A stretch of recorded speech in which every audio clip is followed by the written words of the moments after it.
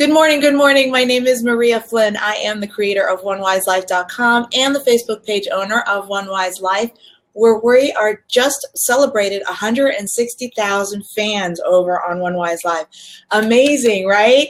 I'm so thrilled. I have a show Monday through Friday at 9:30 a.m. Eastern Standard Time where I do a live and I talk about so much of the information that the beautiful coaches who have agreed to support One Wise Life and contribute to One Wise Life give, not just to the website, but they're giving back to the community all the valuable things that they're constantly teaching and sharing with their own clients. And today we have Miss Gina Sendef, who is the author of TruthWorks. She is the owner of Angel Works by Gina over on Facebook, and I'm going to put a link up there so you can follow her as well. She is a Reiki master and an intuitive. She's a healer. She is the person who I was talking about this morning on my live show at 9:30, where we talked about the 10 signs of healers, the 10 signs that you experience if you happen to have this calling as a healer.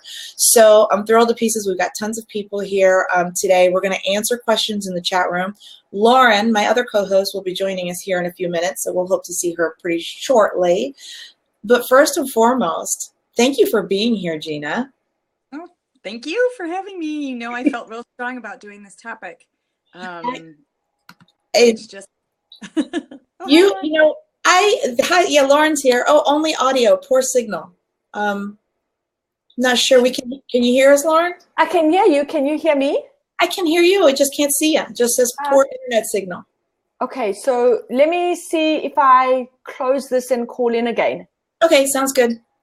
It's so funny that it's her. Intuitively this morning, I'm like, oh, no, not my internet. So it must be Lauren's. Not today. Well, I'm just super, super grateful that you not just wrote this article, but for the longest time, still only audio, Lauren. And I don't know why, because I've got all my bars and I'm in the exact spot that I normally am. We're going to shoot some Reiki to you. Please do, because as you know, I'm technically challenged. So, I'm not sure what to tell you. Let's see. It just says poor internet signal. The only thing I could think of is this. For me, I'm not internet savvy. If anybody in the chat room is internet savvy, by all means, share some comments on what we can do. But I just turn everything else off to make sure that all systems are go just on Blab. Yes, and I've done that. Okay. Well, maybe then today is only audio, and because I don't want to lose you. I think you're such a valuable asset to the show. So we'll just keep you on as is until we can figure this one out.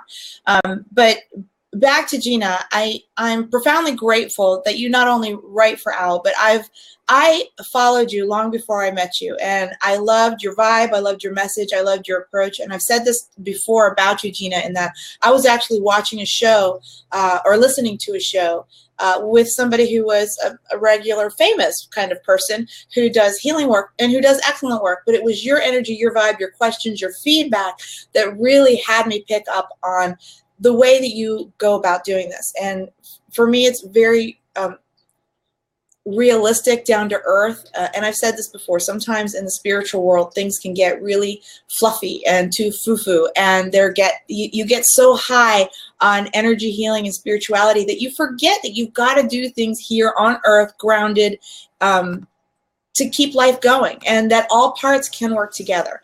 And so I'm grateful that you have agreed not just to do the show, but to write and be a contributor for OWL. I think your information is totally valuable and obviously hit the mark, as I covered your article this morning on the live show. So with that, my very first question to you is, on a personal level, like, when did you start to recognize the signs yourself that healing was something that you wanted to dive into more? After I went to Reiki training, I didn't go into energy healing and learning about it to be an energy healer. I had doubts. I went into it specifically more for the spiritual side, and I was already doing work as an intuitive, so more to help me connect, because that's, kind of a byproduct of doing this is your intuition, intuitive senses sharpen, they increase. Right. And so that was my intention with going into it. And I mean, the second I was attuned to it and the teacher, you know, connected me with Reiki and I learned more about it. Like literally that minute I looked at her and I said, oh yeah, I'm doing this. I'm going to teach it and have a Reiki practice. It's here. I can't explain it. Something happened to my hands. Yeah. And I remember that feeling too. Oh my God.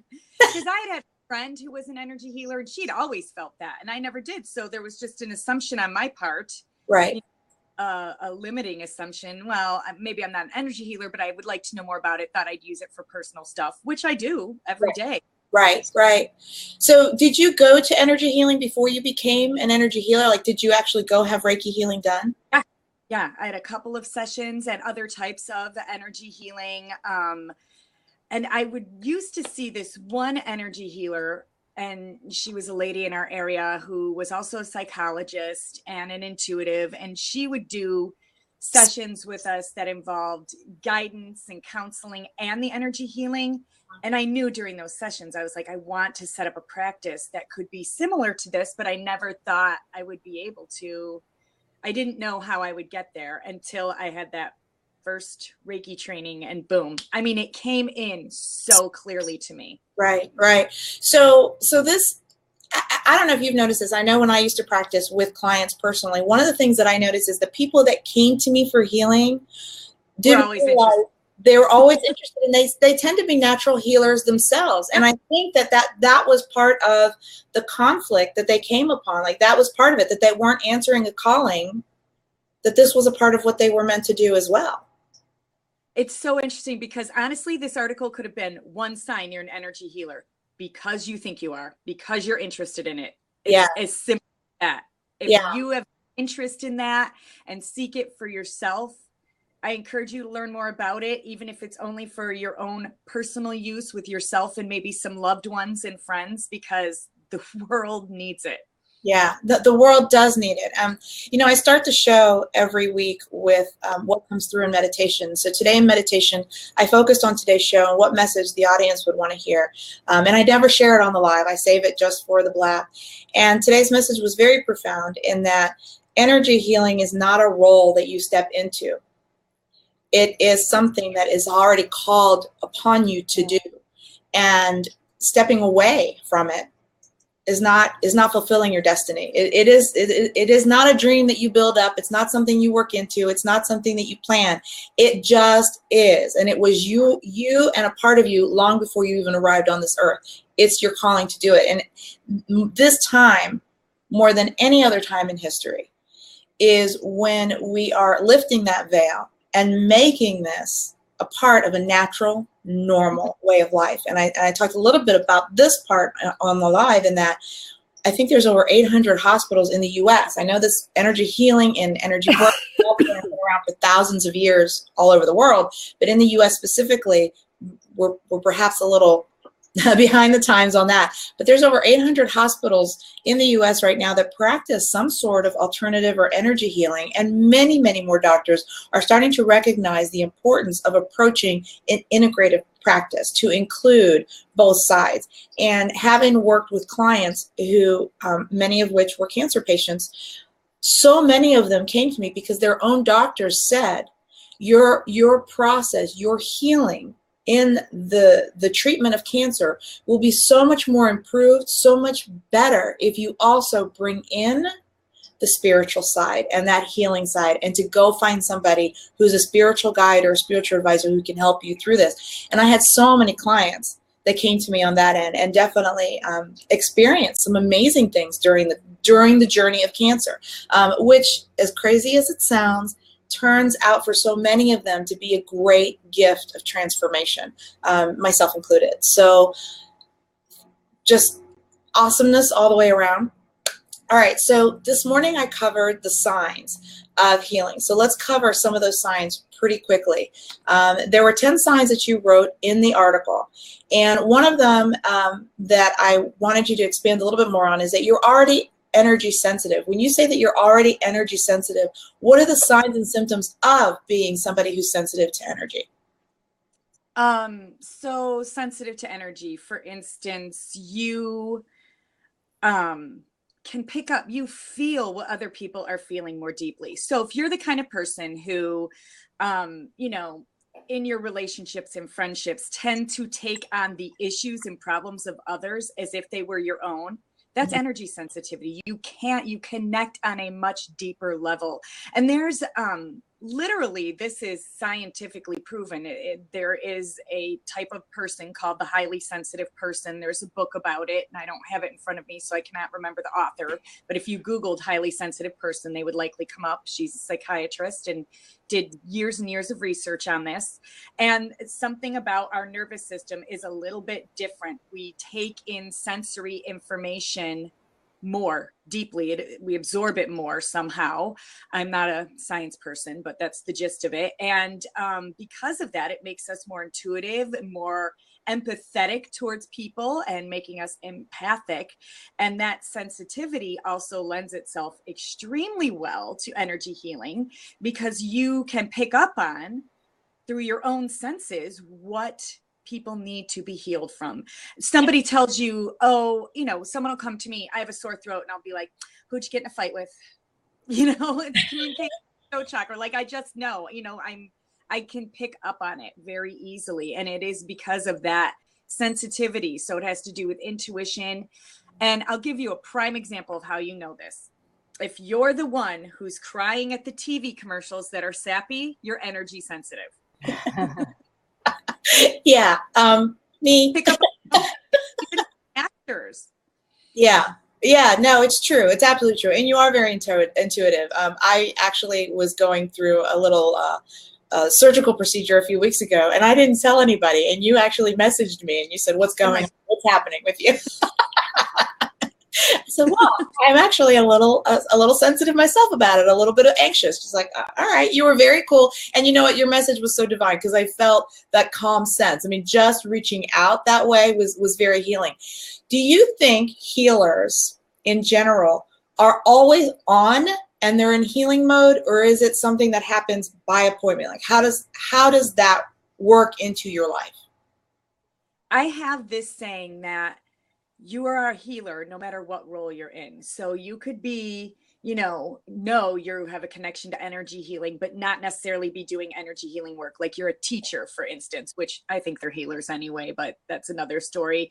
And just because of your own vibration and your own light, people will be drawn into that. And you provide healing in a sense just by being around. You might be guided more to heal the earth and work specifically only with nature, which is incredibly needed at this time. So it is something that's ever present with any, I mean, we have free will. So if you ever have felt that it drags you down in any way, you certainly can control, how much you're on, so to speak. I do that with my intuitive senses. Mm-hmm. I don't necessarily want to go to a party and be on full intuitive absorption because I have a life and, I don't need to be taking in everything all the time, but I usually don't off the energy healing side just because it's not something that can overwhelm or drain me. Mm-hmm. And I actually flip it on all the time. I'll be in grocery shopping and there's a baby really crying and I'll send Reiki if it's for that, soul's highest good, things like that. Right. I always ask though, tone it down if you're feeling overwhelmed by something. I'm glad you said that because that was a popular question this morning on the live. I saw a couple people ask, that they are so energy sensitive that they're drained all of the time. Like, how do they nurture themselves so that they can go back into, like, some of them actually stay home. One of them said they don't even like leaving because they're so sensitive. Can't do that. I mean, of course you can. I don't want to judge, but something that helps me a great deal is healing crystals. I wear protective healing crystals. And what they do, no one's out to get you. So when I say protective, I don't mean this in like a scary way, but as an energy sensitive person, we're taking on more of the vibration and sensory information that's around us, and healing crystals can help to keep your bubble. That's the way I like to picture it. We're all in a bubble, and you can intuitively control this bubble with various tools, and healing crystals are one of them. There's also simply intention and working with your guides and angels and spirit and God to ask that your bubble be a little more protected. So I will use healing crystals for that, black healing crystals, any of them. This is happens to be a black onyx one that I wear every day. They provide that sort of protective bubble around you, but you can also use light. I like to call in Archangel Michael and have him surround me with purple light if I'm feeling particularly overwhelmed. And you can also use energy healing. Reiki, Choku Ray is one of the symbols, and it's a protective symbol. Right. So there's many ways to do it. So I encourage anyone feeling that way to do a little bit of research and reading. Maybe that's an article. I'll write about. That would be awesome. And I have to say that even just studying Reiki, and Lauren, I can't see you, so just chime in when you're. No problem. that even just studying Reiki doesn't necessarily mean that you're going to be a healer working in that healing work, but it definitely, for me, expands on life, expands on yourself, expands on how to approach life. And I feel like it's like going to school and getting an education. Yes, that's important. This other nurturing side also needs the education, also needs that, that learning of how energy works for yourself. Yes. And when you step into that for yourself, then you also become empowered, more purposeful in the human being that you are and what you're here to do in whatever it is that you're here to do. So, okay, so next question, which is also coming from the live this morning. Can you work with people globally? Yes. Energy healing, anything that has an intuitive basis has no constraints by time and space. And there's specifically when usually Reiki, for instance, that's the energy healing, that I'm affiliated with, but there's hundreds of forms. So, go wherever you're interested, but specifically Reiki has distance training in the second level of training, learn how to extend that distance. And nothing is constrained by time and space. It's an illusion. And, maybe that's a different article. No, I agree with you. And so in the live this morning, I talked about, once you recognize the 10 signs, and I went over the 10 signs this morning. I'm just going to briefly say them here because I definitely want to talk about the next step after the signs. So I wanted you to dive in a little bit more about being energy sensitive. So I appreciate that. The second sign was that you naturally have a heightened sense of intuition. The third, that you can easily diagnose ailments. Number 4, people turn to you for advice naturally.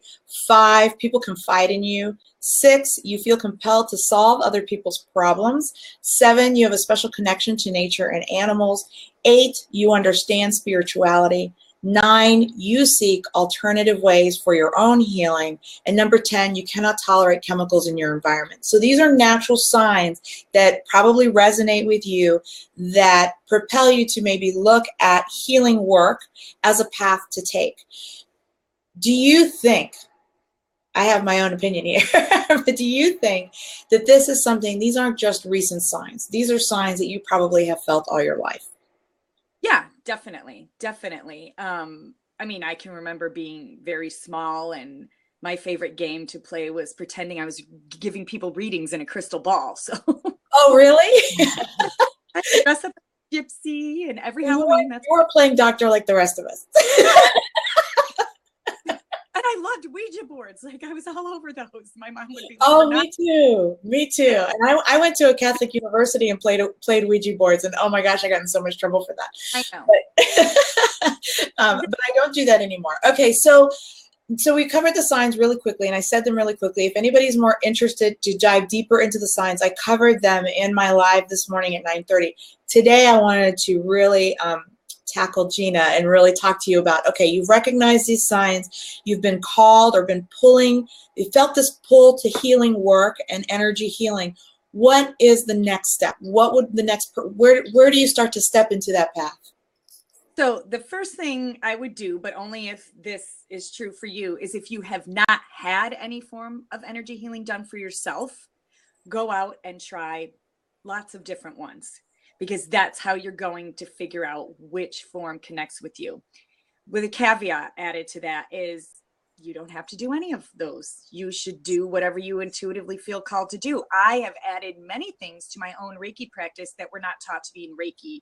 I do a chakra scan with a pendulum. I use healing crystals. I use essential oils. I combine it with angel readings. And I knew all those things before learning Reiki. So I really absolutely follow your intuition on the type of path you would like to take, because each healer, be it a doctor, nurse, energy healer, dentist, whatever the case, needs to bring their own unique gifts to that, because they'll resonate with different types of clients.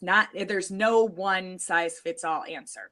So, Agreed. Have you found, and I this is sort of a touchy topic, but have you found, and I really do believe this, every industry has different kinds of healers, or every industry has good and bad. So I have always advised people that if I don't resonate with you, find somebody who does. Just because you found an energy healer doesn't mean that that energy healer or that teacher is the one for you, because everybody has a different vibe. Everybody has a different teaching ability and way about them. And no two have to resonate together. So that doesn't mean that somebody is necessarily a bad teacher. They just might not be the teacher for you. And don't give up on searching for the person who can teach you. It's like any service, really. I mean, you could say that about restaurants. You could say, anything. Just trust your gut feelings, and don't necessarily turn away from one form of energy healing if it was more about the healer you were working with than the energy healing itself. Right. If you stumbled upon a situation where you really didn't fit with an energy healer, it's not energy healing in general. It could have just been that person and you weren't vibing, and you need to keep moving. It's how you learn to discern what will work for you. Discernment is so important. You and I both agree on that one. So you and again, Lauren, I can't see you, and it really bums me out because I can't tell when you want to interject here. That's okay. I'm just loving listening to you guys. It's yeah, I know, and I agree with everything that's been said so far. So and I think what, before we dive into how to get a healing specifically with you, because I know you train people, and I want to dive into that, but I also want to make sure that people understand that healing work also can show up in different ways, and that you can approach healing work through different avenues. I came to realize as an adult how many of my friends were healers, but they just didn't call themselves that. They called themselves nurses. They called themselves coaches. They called themselves teachers. There are so many industries out there that naturally bring forward the healers in the world. And I'm so glad that they answered the calling that way. So there, finding an energy healer is not necessarily the only answer, but there's so many ways to approach healing work through different industries. And I think that's an important thing to point out. So if coaching is something that's interesting to you, then definitely pursue coaching, because Lauren, I if I'm not wrong, you use your intuitive side with your coaching, do you not? Oh, hugely. And I'm a Reiki master. I've done Reiki, all the levels of Reiki as well. So, Gina, it's like you said, it's bringing in different modalities to create what works for you and what resonates with you. Like, as you've done, you bring in, multiple aspects to your healing. So yeah, the coaching I do, the Reiki, the intuition, I try and draw on all of that when I'm working and helping people. Mine started with homes. I was doing homes, and I practiced feng shui, and I found myself teaching so much more about the feng shui, and that by default naturally led to people asking me more about life and spirituality. And I went on to get my Reiki master as well, so that I could bring that into my practice. And there's infinite ways to practice healing work. So I want to make sure that we cover that. So, all right. One thing. Sure. You're unsure where to go to a yoga class. Some of the best energy healers out there are yoga teachers, and usually yoga studios will have a lot of energy healers in and around them. So if you're unsure, then look up your local yoga studio and start there. Love that. And so many of my friends are yoga teachers who have come to me for Reiki certification, which is so funny. I'm at yoga studios.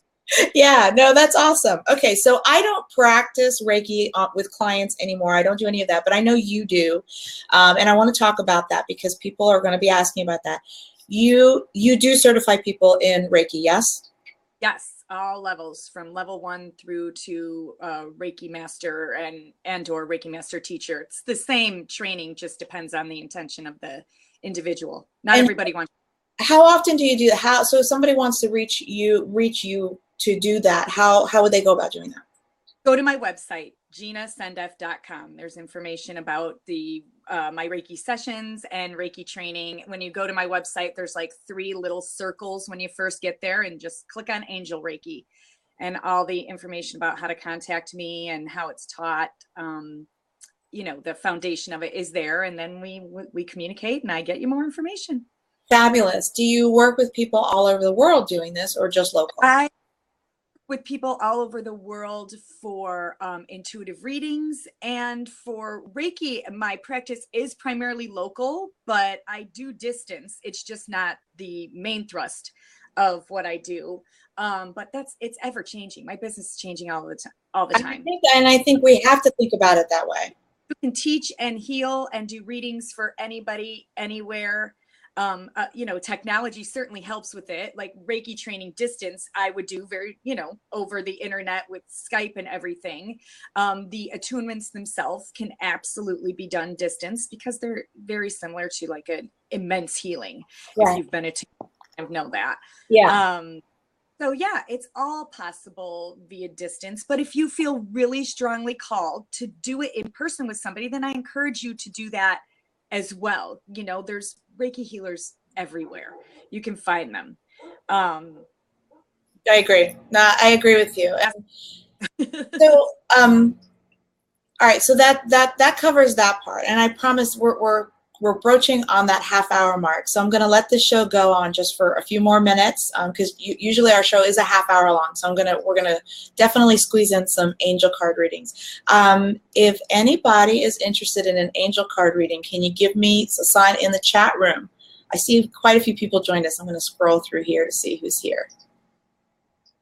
Sean's here. Thank you, Sean, for being here. Aaron, thank you. Be More, thank you. Eric Silverman, Evan Taxi, hello, good health to you all. Thank you, Evan. Steven's here, thank you. All right, if anybody is interested in doing an energy reading with Gina, not an energy reading, excuse me, an angel card reading. You can also call in. I just opened up the seat. If you're interested, you can do a call in, and we can do at least 1 or 2 people. So first to jump in on that lock seat, you'll see it on the bottom right-hand side of your screen. It says call in. Feel free to click that, and we will do an angel card reading.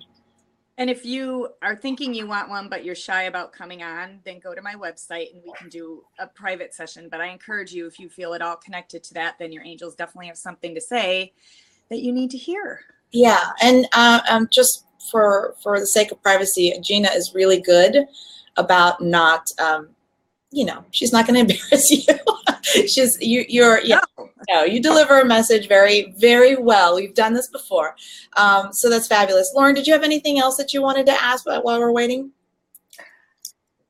Yeah, so what I want to chat about is the Feng Shui part of things. I've always been so interested in that, and I think there's a lot of energy, obviously, in that as well. So I'd love to know from you, Maria, like, how does that play into energy and if you had to go and do Feng Shui in someone's home, like, what would that look like? I'm fascinated with that. And that's interesting because it started out, for me, I recognized in the beginning that my home was impacting my health and how I felt. When my husband and I first got married, we moved 7 times in a span of 3 years. And it was so funny because every home I wouldn't hang a painting because I knew we were leaving. So every home was always in preparation to go to the next home.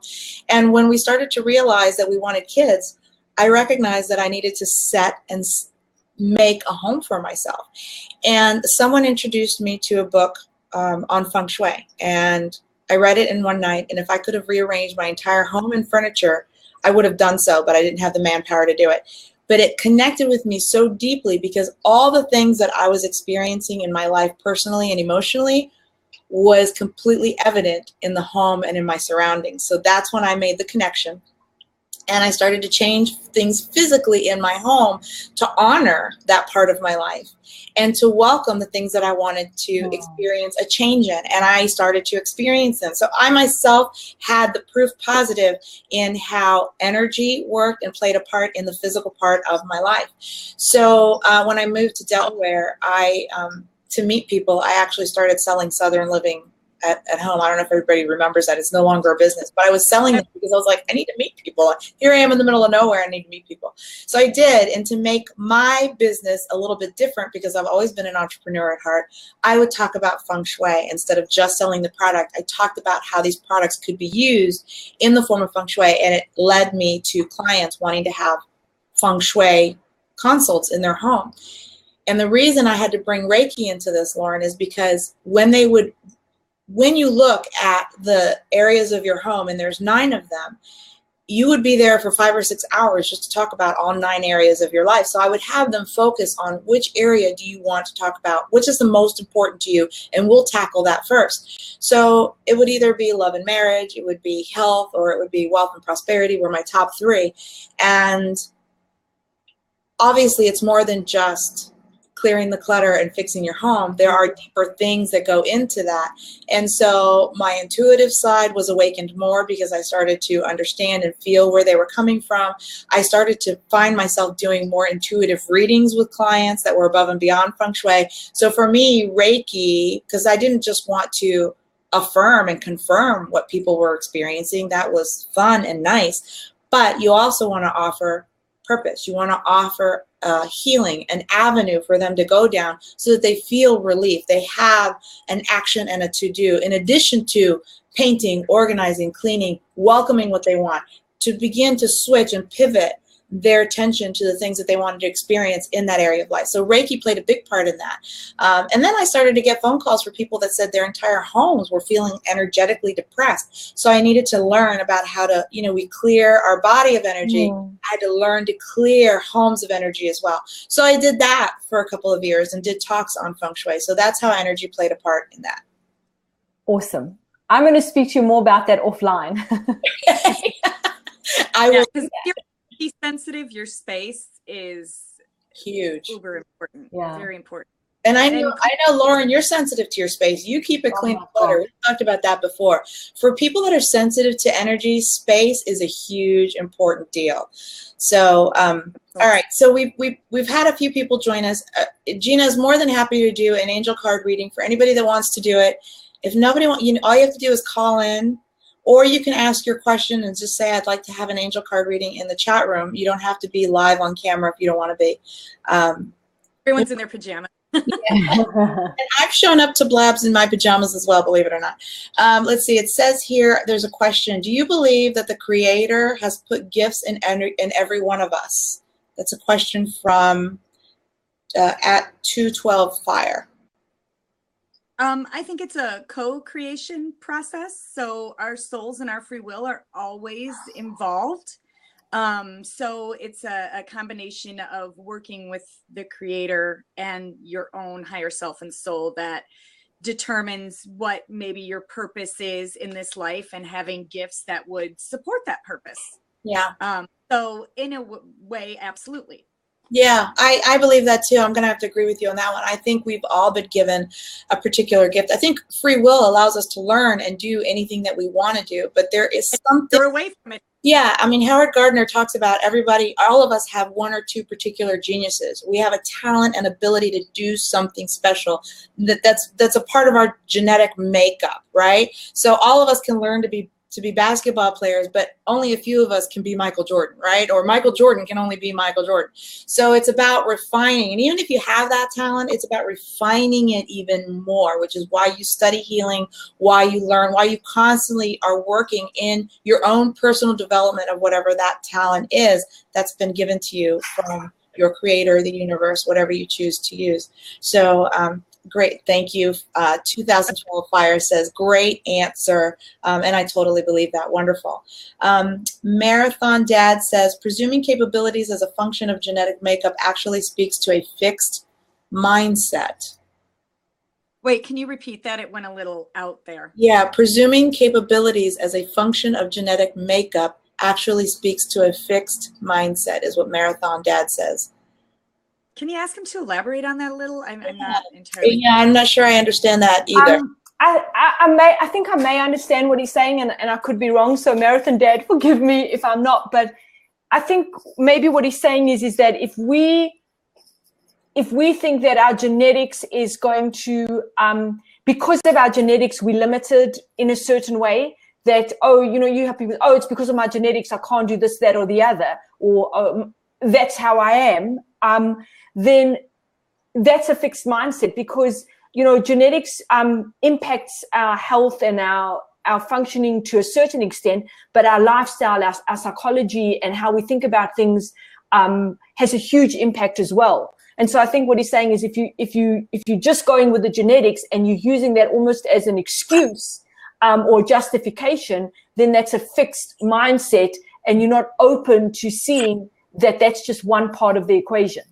Oh, yeah. Okay. I understand that. I also think there's infinite abilities, and that you have not necessarily a fixed mindset, but you know, there's such an infinite way to approach life. It's there's a gentleman by the name of Anthony Stagg who wrote a book called If I Can Do It, You Can Do It Too, and he interviews people who have overcome challenges. And in there's a story, I believe, of an interview that he did with a man who was a famous what do you call those, conductors for music around the world. And he had this orchestra, and he traveled all over the world conducting. And he came to the United States, was traveling across country, got in a horrible accident, and both of his arms were severed, gone. And he woke up from the hospital, and they told him what had happened. And he said at that moment, he felt this energy come over him, and he was totally okay with the fact that this had happened to him, and that something greater was there for him, and that was sort of his calling. Come to find out, he is still a conductor and still famous, and I wish I could remember his name at the moment, but he travels all over the world with an orchestra with people with physical disabilities, and how they have overcome learning particular instruments, and it's beautiful music, and that's how he makes a difference in the world. So, you know, I think we're all infinite resources. This is him using his talent, I guess, and it's his talent that he's used to embrace it, magnify it, and bring it to us in such another way that maybe some other people would have said, you know, that's it, I'm done for. And he wasn't. He chose to keep moving in a path that he felt called to do. Yeah, I just want to acknowledge Marathon Dad, for getting my accent, that I'm from South Africa. So way to go on that, Marathon Dad. And just to answer your question, I currently live in Toronto, from South Africa, but moving to Arizona soon. So thanks for getting that right. You rock. And he says, I'm a runner. I'm not especially good. I'll never win a race, but I persevere. Whatever I lack in natural talent, I make up with effort. Amen to that. I do the same. I love running, but I suck at it. I totally suck at it, but I do it because I just like to know that I can. I want to check that off as something that I can do. And I don't plan on doing a 10K anytime soon, but yeah, I like to do it. Okay. All right, so Marathon Dad apparently is also from, I'm in North Hill. He's in Toronto. He's near me. He's down the road from me. I love small world. Yeah, amazing. Yeah, this is the beauty of social media and the internet and what we can do. Okay, so with that, I'm gonna ask the great question. Nobody wants to do an angel card reading, which I'm bummed about because I love when you do them. I love when you do an angel card reading. I'll do one if you want. Oh, I knew you were. I would love one. So if no one else is going to jump in, I'm happy to have one. This was going to be for Lauren today. I already knew it, and I already have her guidance. I don't even need to go to Oh my gosh. So the move to Arizona, can you tell me about that? Yeah, what do you want to know? What where are you moving? First of all, what part? Just briefly, if you don't mind sharing. And what was your purpose for doing it? So I'm moving to Scottsdale, and it's for work. It's a work opportunity. And I felt it's so weird because I had this coming in this morning before our call because I was just, you know, organizing my stuff for the readings, and I was like, oh, no one's doing a reading, but Lauren will. I'm like, okay. Oh my God. But I didn't want to say anything because I don't want to force you to have to do this. Right. So that's why I kept my mouth shut about it. And I do that a lot. And yes, skeptics will be like, well, then it could just be you saying it after the fact. Okay, if that's what you believe, then go ahead. Anyway, it was a lot about your intuitive senses and really your work going forward. And I think this is more specifically when you do make your move. And I don't know anything about your work, Lauren, other than you're an elite high performance coach. Did I say that right? Yes. Yeah. I don't know what that means though. So, but I know that is what you do. So this is nothing to do with my knowledge base about what your work is, but your work will in part start to take a direction that teaches people more in a very specific way. And this might very well could be something you're going to create once you get to where you're going to be, because I'm sure you know this about Arizona. My parents live there. It's an incredibly spiritual place. So I think the inspiration will come as a result of the move, but it will be a lot more about teaching people the utter importance and how to tap into more of their intuition. It'll take on a more spiritual side that perhaps isn't completely a part of it, of the work you do now. Not that it's absent completely, right, but I think to be much more of an emphasis. Does that make sense to you? Oh, totally. And that's so exciting to hear. Oh, good. I'm glad, because I was a little nervous about saying it oh my gosh.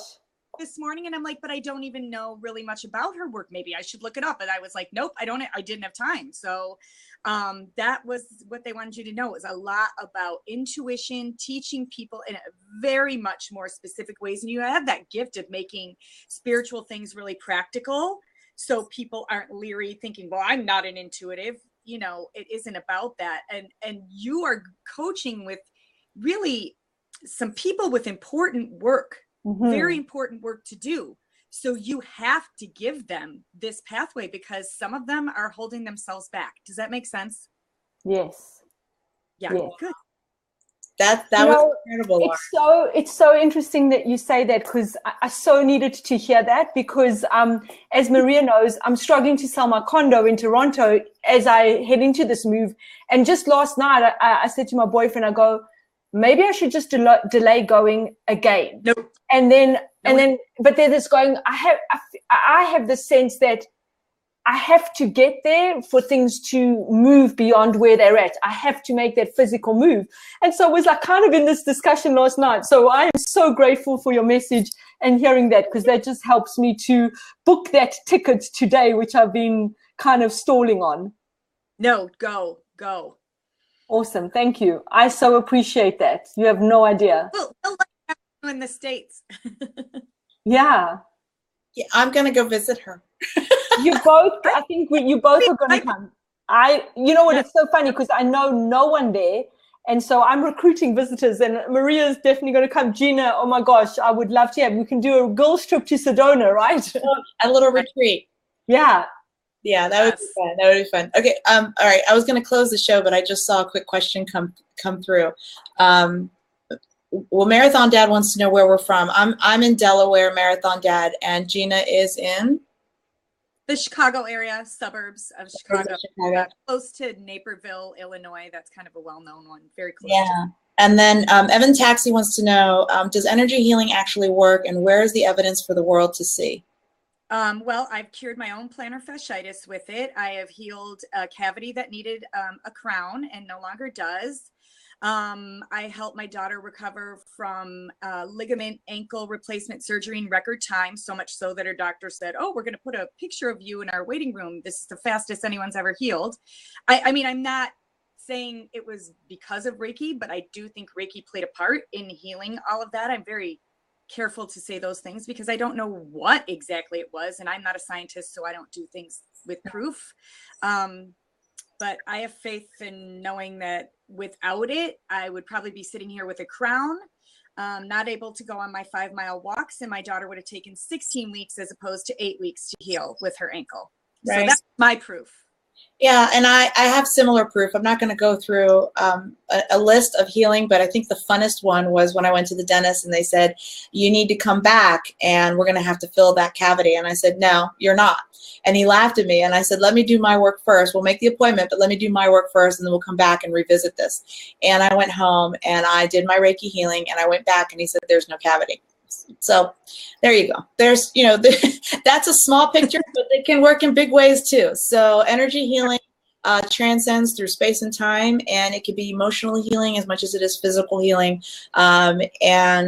Healers, I believe, naturally lift others. Just being around them, having conversations with them. At least for me, I know most of my friends are coaches, therapists, healers, teachers, nurses. They just are, and they all have this natural, beautiful ability to heal just by being in their presence, because they are there always, in my opinion, to heal, lift, and help others. Okay, so my biggest takeaway today from the show, which I love, is, and I'm going to put your website back on. Gina, I'm glad that you teach Reiki healing. It's something I no longer do, but I'm glad you're doing it, and I love how you do it.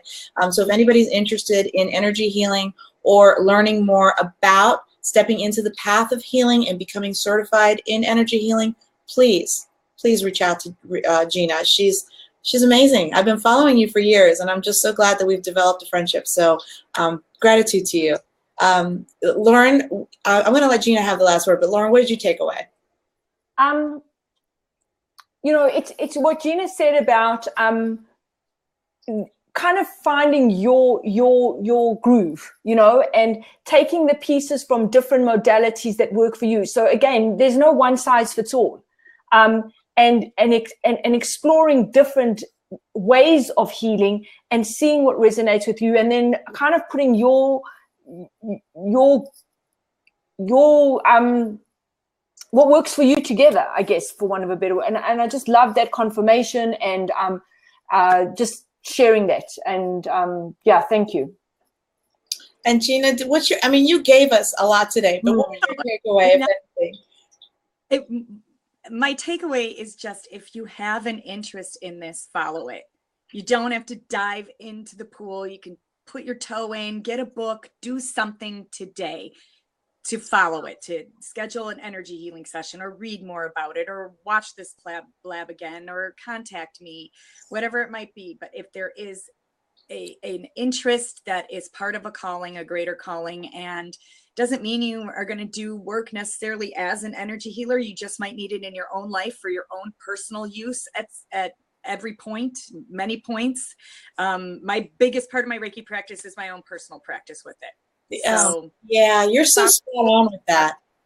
You're right. You're so spot on with that, because anything that you're doing that's lifting you and making you better, you know, more empowered, well, then by default, the trickle down effect is that everyone around you benefits from you being your best self.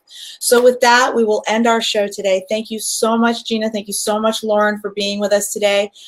We will be back next Thursday. Lauren and I continue the show every Thursday at 11 a.m. Eastern Standard Time. I have a daily show as well on Facebook Live at One Wise Life at 9:30 a.m. Eastern Standard Time, Monday through Friday. If you want to catch more of this kind of discussion, I highlight a lot of the articles that Lauren writes, that Gina writes, and we talk about this over there for about a half hour. So with that, I wish everybody a fantastic Thursday, and I will catch you both soon. I'll talk to you soon. Gina, we're going to talk right after this, right? Yep. All right. Talk to you soon. Bye, everybody. Bye.